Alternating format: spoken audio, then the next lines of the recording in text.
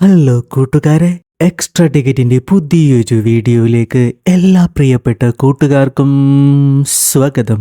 അപ്പൊ അങ്ങനെ എല്ലാവരും ഹാപ്പി അല്ലേ? വെക്കേഷൻസ് ഇഷ്ടമല്ലാത്തവരായി ആരും തന്നെ ഉണ്ടാവില്ല അല്ലേ? അതിന്റെ കൂടെ ഒരു ട്രിപ്പ് കൂടിയായാലോ? വെക്കേഷൻ ടൈമിൽ ഫാമിലിയുടെ കൂടെയോ ഫ്രണ്ട്സിന്റെ കൂടെയോ ഒരു ട്രിപ്പ് പോകാൻ എല്ലാവർക്കും ആഗ്രഹം കാണും. പക്ഷേ ട്രിപ്പിനിടയിൽ നമ്മൾ ചിന്തിക്കാത്ത രീതിയിൽ നമ്മുടെ ജീവിതം മാറി മറിഞ്ഞാലോ?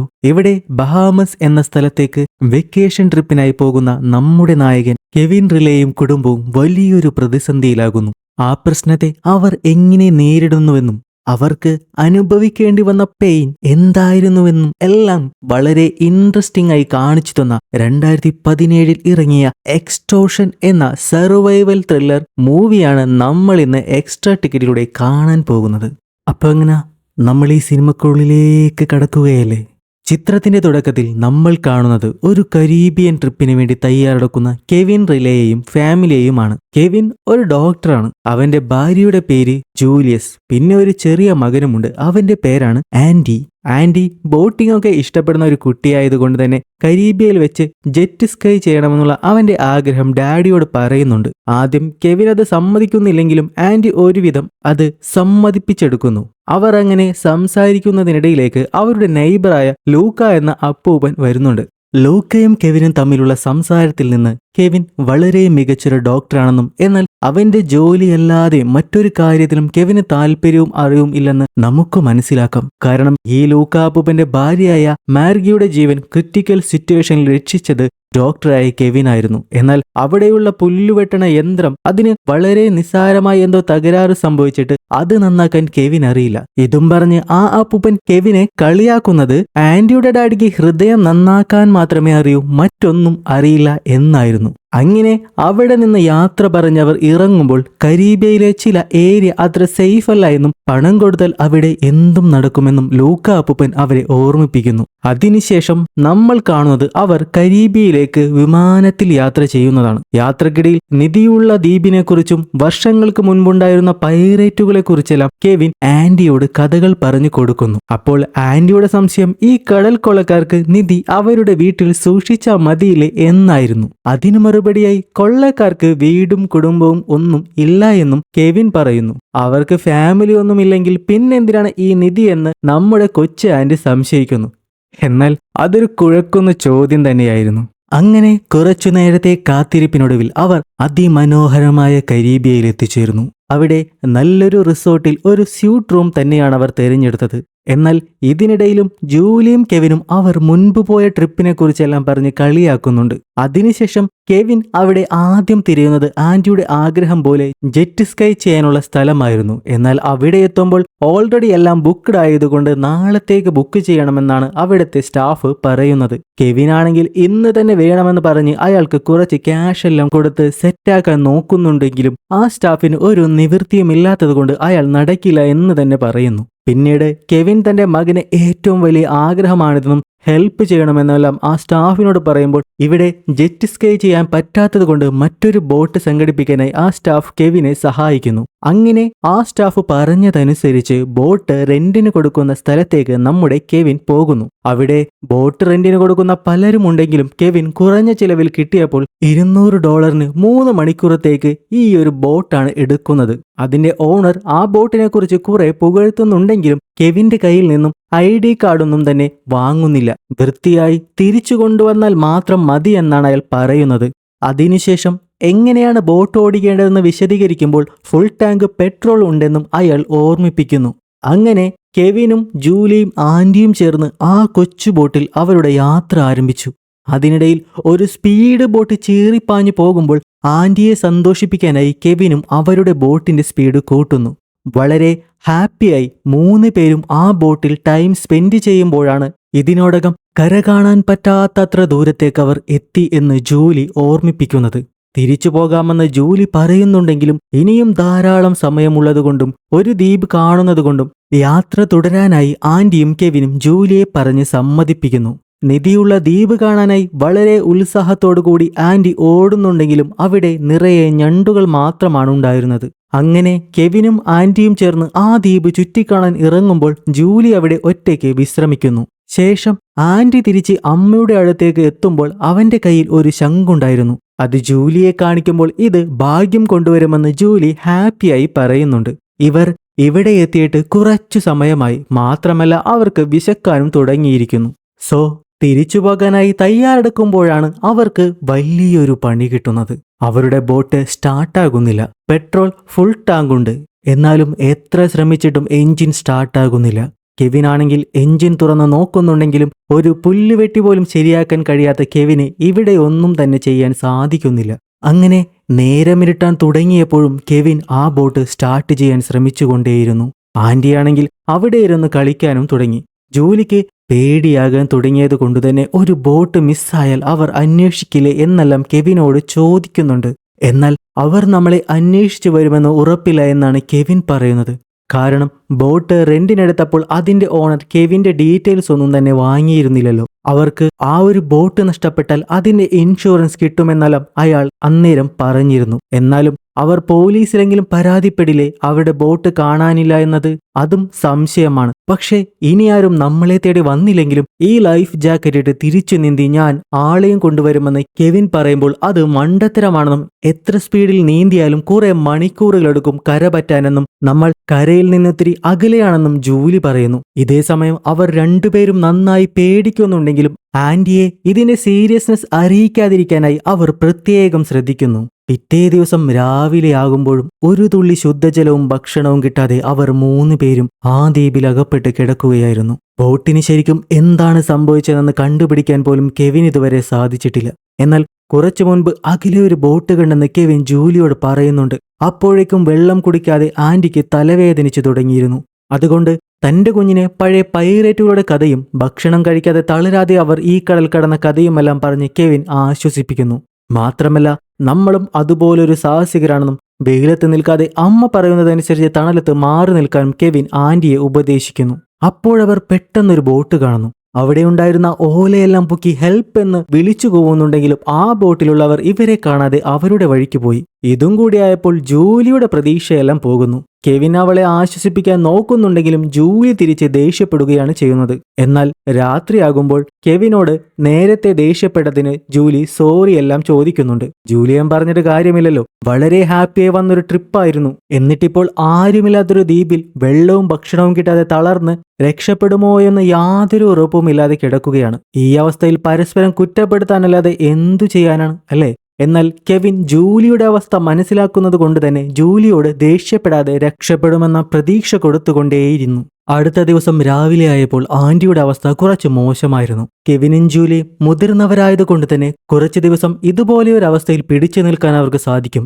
എന്നാലും അവരും ശാരീരികമായും മാനസികമായും തളർന്നൊരു ഈ അവസ്ഥയിൽ ആന്റിയുടെ കാര്യം പറയേണ്ടല്ലോ. അതുകൊണ്ട് തന്നെ രണ്ടും കൽപ്പിച്ച് കെവിൻ അവരെയും കൂട്ടി ആ ബോട്ടിൽ തുഴഞ്ഞ് യാത്ര തിരിക്കുന്നു. കുറച്ചുനേരം കഴിഞ്ഞപ്പോൾ കെവിനും തളർന്നു. അങ്ങനെ ഒരു ദിവസത്തിന് ശേഷം ആ ഒഴുക്കിലൂടെ ബോട്ട് വന്ന് മറ്റൊരു ദ്വീപിലടിഞ്ഞു. ബോധം വരുമ്പോൾ കെവിൻ മറ്റൊരു ബോട്ടിന്റെ ശബ്ദം കേൾക്കുകയാണ്. ഉടനെ തന്നെ കയ്യിലുണ്ടായിരുന്ന ഓല വീശി ഹെൽപ്പ് എന്ന് വിളിച്ചു കൂവുന്നുണ്ടെങ്കിലും ആ ബോട്ട് നിർത്തിയില്ല.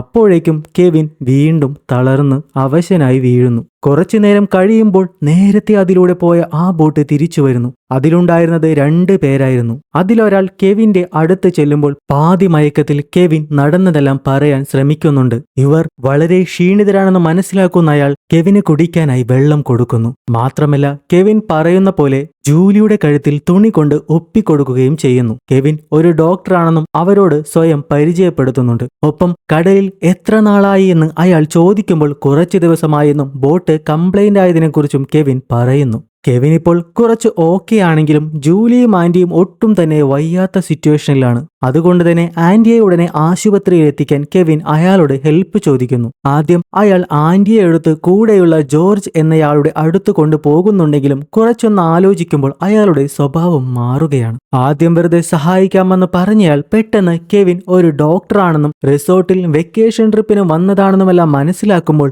$1 മില്യൺ പ്രതിഫലമായി ആവശ്യപ്പെടുന്നു. ആദ്യമൊക്കെ കെവിൻ അയാളോട് $40,000 വരെ തരാൻ സാധിക്കുകയുള്ളൂ, അത്രയുള്ളൂ എന്റെ മുഴുവൻ സമ്പാദ്യവുമെന്നുമെല്ലാം പറയുമ്പോൾ നിന്റെ കണ്ണിൽ സ്വന്തം കുടുംബത്തിന്റെ വില എന്താണെന്ന് അയാൾ തിരിച്ചു ചോദിക്കുന്നു. എന്നാൽ കെവിൻ ഒരു ഗവൺമെന്റ് ഡോക്ടർ ആയതുകൊണ്ട് തന്നെ ഇത്രയും പണമൊന്നും കയ്യിലില്ല എന്ന് പറയുമ്പോൾ അത് വിശ്വസിക്കാൻ അയാൾ തയ്യാറായിരുന്നില്ല.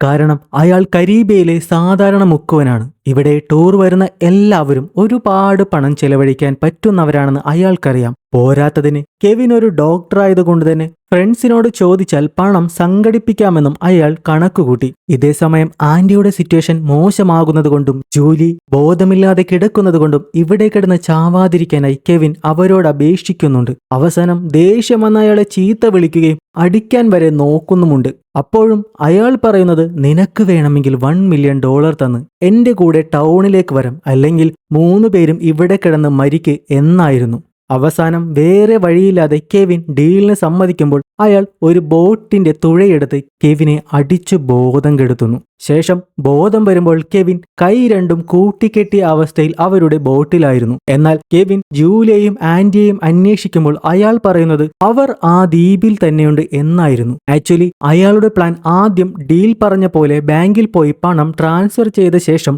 കെവിന്റെ ഫാമിലിയെ രക്ഷിക്കാമെന്നായിരുന്നു. പക്ഷേ കെവിൻ അതിന് തയ്യാറല്ല. ആദ്യം അവരെ രക്ഷിക്ക് ഉറപ്പായും പറഞ്ഞ പണം തരുമെന്ന് കെവിൻ ആവർത്തിച്ചുകൊണ്ടേയിരുന്നു. അയാൾക്ക് കെവിനെ വിശ്വാസമില്ലാത്തതുകൊണ്ട് അയാൾ അതിന് സമ്മതിച്ചില്ല. മാത്രമല്ല, കരയിലെത്തുമ്പോൾ പോലീസിനോട് എന്തെങ്കിലും പറഞ്ഞാൽ കെവിന്റെ ഫാമിലിയെ പിന്നീട് കാണാൻ പറ്റില്ല എന്നും ഇത് അയാളുടെ നാടാണെന്നും അയാൾ ഓർമ്മിപ്പിക്കുന്നു. പിന്നെ അവർക്ക് ദ്വീപിൽ കുടിക്കാനായി ആവശ്യത്തിന് വെള്ളം വെച്ചിട്ടുണ്ടെന്നും നമ്മൾ തിരിച്ചു വരുന്നതുവരെ അവർക്കൊന്നും സംഭവിക്കില്ല എന്നുകൂടി അയാൾ പറയുന്നുണ്ട്. അങ്ങനെ ബോട്ടിൽ യാത്ര ചെയ്യുന്നതിനിടയിൽ കൂടെയുള്ള ജോർജിന്റെ ഫോണിൽ അയാൾ ആരെയോ വിളിച്ച് പണം ട്രാൻസ്ഫർ ചെയ്യാനുള്ള അക്കൗണ്ട് നമ്പറെല്ലാം ചോദിക്കുന്നുണ്ടായിരുന്നു. കെവിൻ അത് ശ്രദ്ധിക്കുമ്പോൾ അയാളുടെ കയ്യിൽ എന്തോ ഒരു വലിയ മുറിവിന്റെ സ്റ്റിച്ചിങ് കാണുന്നുണ്ടായിരുന്നു. കെവിൻ അയാളെ ശ്രദ്ധിക്കുന്നത് മനസ്സിലാക്കുന്ന അയാൾ ഇവിടെ ആയിരക്കണക്കിന് ദ്വീപുണ്ടെന്നും അതിൽ കെവിന്റെ ഭാര്യയും മകനും ഏത് ദ്വീപിലാണ് ഉള്ളതെന്നും അയാൾക്ക് മാത്രമേ അറിയൂ എന്നും അതുകൊണ്ട് അതിബുദ്ധിയൊന്നും കാണിക്കാതെ കാര്യങ്ങളെല്ലാം തീർക്കണമെന്നും കെവിനെ ഉപദേശിക്കുന്നു.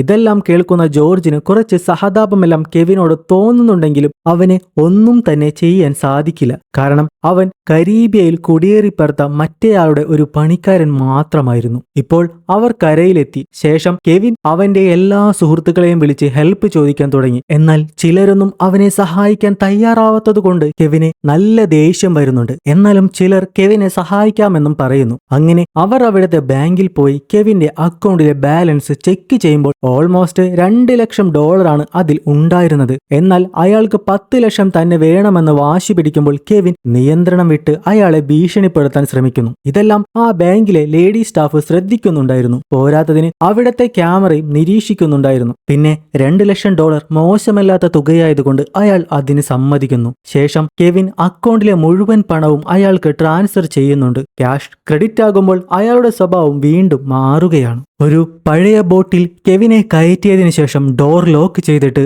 അവരെ ഫോളോ ചെയ്താൽ മതിയെന്ന് അയാൾ പറയുമ്പോൾ കെവിൻ അതിന് സമ്മതിക്കാതെ ഒച്ചയൊടുക്കുന്നുണ്ടെങ്കിലും കെവിൻ ആരോടെങ്കിലും ഇതിനെക്കുറിച്ച് പറഞ്ഞാലോ എന്ന പേടിയുള്ളത് കൊണ്ടാണ് ഇങ്ങനെ ചെയ്യുന്നതെന്നാണ് അയാളുടെ വാദം. എന്നാൽ കടലിൽ കുറച്ചു ദൂരം മുൻപോട്ട് പോകുമ്പോൾ അയാൾ കെവിന്റെ ബോട്ടിലേക്ക് കയറി വലിയ മീനുകളെ പിടിക്കാൻ ഉപയോഗിക്കുന്ന കുന്തമെടുത്ത് അവന്റെ ബോട്ട് കുത്തിപ്പൊളിക്കാൻ തുടങ്ങുന്നു. അതുകണ്ട് കെവിൻ അയാളെ തടയാനായി ഒച്ചയെടുക്കുന്നുണ്ടെങ്കിലും ആ ബോട്ടിന്റെ ഡ്രൈവർ റൂമിൽ ലോക്ക്ഡായ കെവിന് ഒന്നും തന്നെ ചെയ്യാൻ സാധിക്കുന്നില്ല. കെവിന്റെ മുഴുവൻ സമ്പാദ്യവും കൊടുത്തിട്ടും അവനെ ചതിക്കുന്നത് ഇഷ്ടപ്പെടാതെ അയാളുടെ കൂടെയുള്ള ജോർജ് അതിനെ തടയാൻ ശ്രമിക്കുന്നുണ്ടെങ്കിലും അയാൾ പേടിപ്പിക്കുമ്പോൾ ജോർജിനും ഒന്നും സാധിക്കാതെ നോക്കി നിൽക്കേണ്ടി വരുന്നു. അങ്ങനെ കയ്യിലുണ്ടായിരുന്ന മുഴുവൻ സമ്പാദ്യവും മുടക്കിയിട്ടും കെവിന് അവന്റെ ഫാമിലിയെ രക്ഷിക്കാനും സാധിച്ചില്ല. ഇപ്പോൾ വെള്ളം കയറി അവന്റെ ബോട്ടും കടലിൽ മുങ്ങാൻ തുടങ്ങിയിരിക്കുന്നു. കെവിൻ പുറത്തു വന്നതിന് ശേഷം പോലീസിൽ പരാതിപ്പെട്ടാൽ ആ മുക്കുവൻ അകത്താകും എന്നുറപ്പുള്ളത് കൊണ്ടാണ് അയാൾ പണം തട്ടിയ ശേഷം കെവിനെ കൊല്ലാനായി ആ ബോട്ട് നശിപ്പിച്ചത്.